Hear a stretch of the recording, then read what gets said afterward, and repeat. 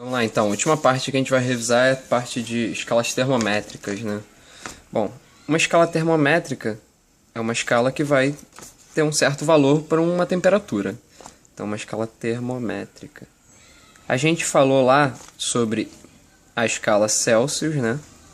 Então, aqui, ó, graus Celsius. A gente falou também que para a escala, a escala Celsius, a gente tomou dois pontos como pontos fixos, né? Que eram baseados na água. O 0 grau, que era o ponto de fusão da água, e o 100 graus, que é o ponto de ebulição da água.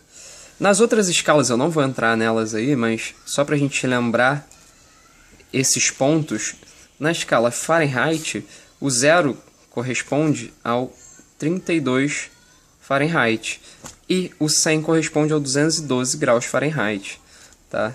Então, são as equivalências que a gente tem. E na Kelvin, né?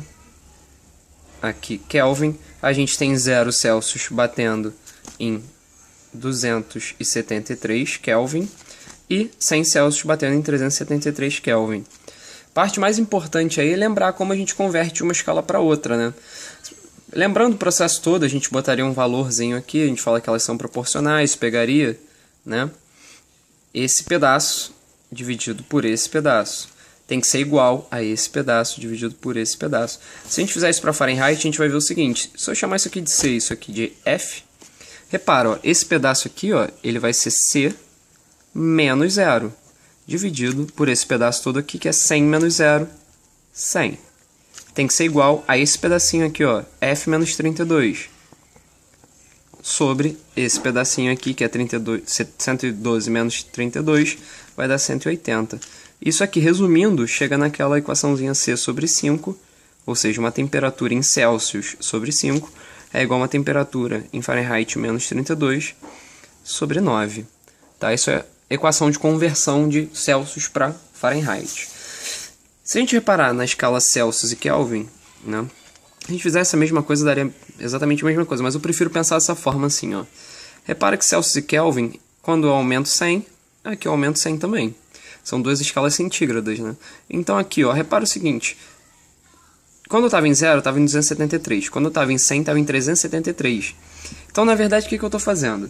Eu estou pegando, para o valor em Kelvin, ó, esse meu valor em Kelvin, ele está sendo sempre um valor em Celsius mais 273.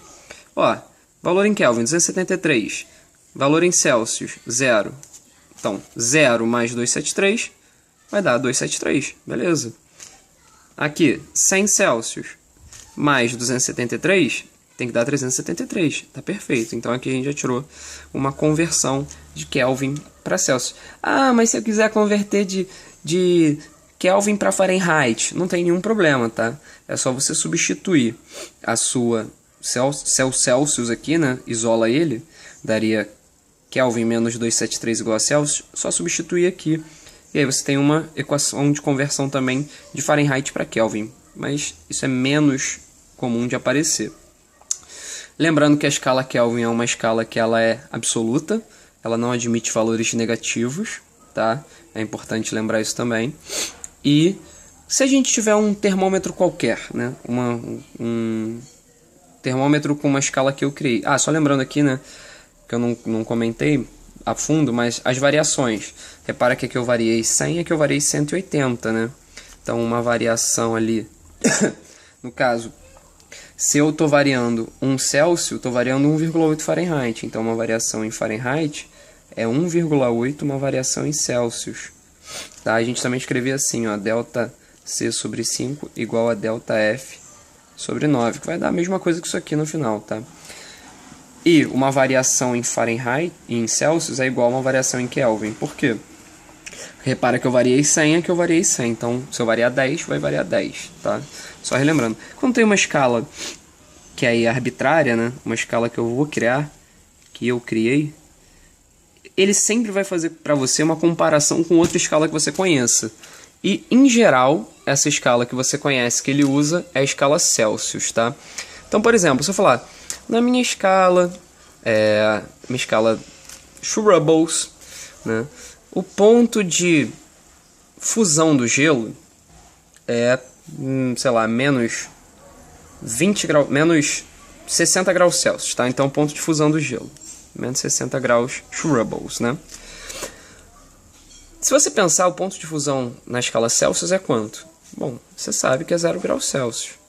Aqui a gente está fazendo uma comparação entre Celsius e Schwabbles, né? Aí ele fala assim, o ponto de ebulição na escala Schwabbles vai ser, sei lá, 160, 140 graus. Então, 140 graus Schwabbles é o ponto de fusão, de ebulição da água. Ponto de ebulição da água, você sabe que é 100 graus Celsius. E aí a gente tem comparações aqui, né? 100 para 140, 0 para menos 60. Se ele falar, por exemplo, quanto equivale 25 graus Celsius nessa escala? Aí você vai fazer a mesma coisa que a gente fez ali, com Fahrenheit Celsius, vai fazer aqui, ó. Esse pedaço dividido por esse pedaço tem que ser igual a esse pedaço dividido por esse pedaço. Então, ó, 25 menos 0 divididos por 100 menos 0, 100. Tem que ser igual. Aqui, ó, esse é um valor x qualquer. Então, x menos, toma cuidado aqui, ó, que é menos 60, tá? Divididos. Agora, ó, 140 menos 60. Bom, vamos lá. Isso aqui vai dar, ó, 25 sobre 100 é igual a x mais 60 sobre 140 menos 60, mesma coisa, 140 mais 60, então dá 200. Repara que eu vou simplificar agora, vai dar 2, então vai dar assim, ó, 50 igual a x mais 60, passa para o outro lado, x vai dar menos 60 para o outro lado, né? Então vai ficar menos 10 graus Schwabbles, né, no caso aí. Tranquilo, gente? Então lembra, sempre que tiver uma escala arbitrária, ele vai te dar alguns pontos fixos que você conheça em outra escala termométrica, normalmente em Celsius, né?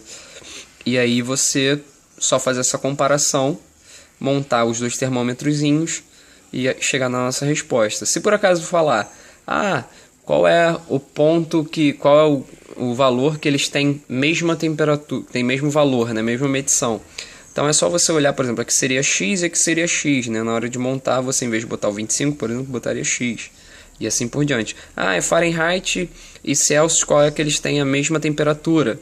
Olha para essa equação, bota x e x, eles têm que ter o mesmo valor, não é isso? Então tem que ser x e x, você resolve isso aqui para ver o quanto vai dar o x. Então, gente, basicamente isso. Lembrando que isso é uma revisão, não serve, vai dar uma ajuda, mas não é o que vocês têm que ter como base. Vocês têm que pegar o livro, pegar a apostila, estudar, ler o caderno e fazer exercício, tá? Mas para dar uma ajuda para vocês. Isso aí, valeu!